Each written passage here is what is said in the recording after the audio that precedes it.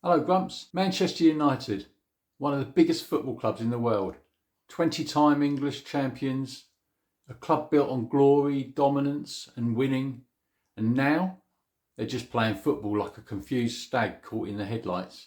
Headlights! Ruben Amorim's Manchester United are stumbling through another miserable start to the season. Defeats are piling up, fans are fuming, and everyone is asking the big question: should Manchester United sack Amorim now or give him more time to turn this disaster around?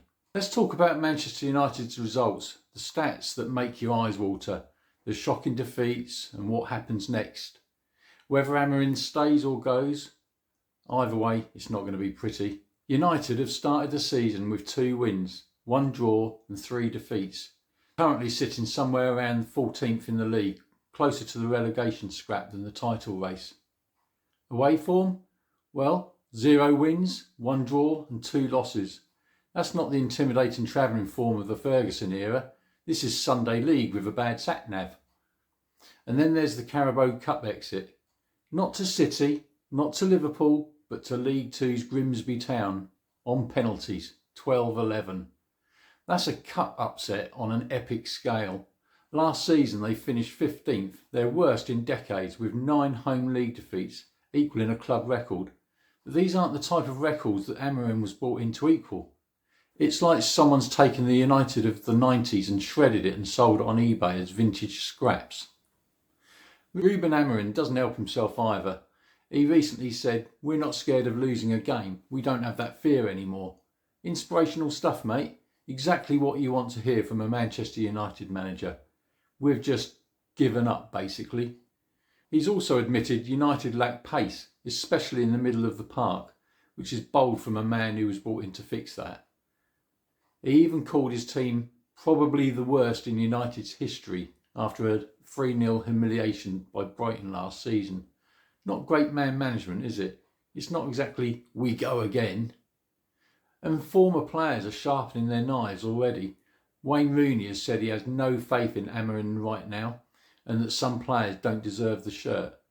When Wayne starts sounding like a disappointed headmaster, you know it's bleak. If the board decide to keep him, what happens? Well, morale continues to rot, probably, while mid-table mediocrity sets in like mould in a student's kitchen sink. The big signings start to look elsewhere because who wants to join a soap opera? And worst of all, the fans' patience evaporates completely, if it hasn't already. The upside? Well, if there is one, if he does manage to stabilise the defence, gets a tune out of the midfield and squeezes a few big wins, then maybe, just maybe, he gets them trending upwards again. But it's like betting on a horse that hasn't left the starting gate in 3 seasons. If they sack him now, they send a clear message: we're not tolerating this. Fresh ideas, maybe a morale boost, maybe a short new manager bounce. But the flip side with this option is it could create more chaos, another massive payout and another new system. United have become the Premier League's managerial revolving door. And if the next bloke fails, well, their reputation sinks even further. So it's risk versus reward. Still, sometimes you've got to amputate to save the patient. And there are options. One name doing the rounds is Oliver Glasner, who's currently doing an incredible job at Crystal Palace.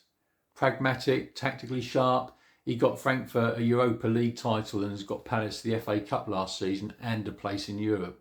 This is quite an achievement. Glasner's the sort who'd walk into Carrington with a clipboard and say, "Right, enough of this bloody circus, here's how adults defend." Other names like Gareth Southgate might surface, but probably doesn't appeal.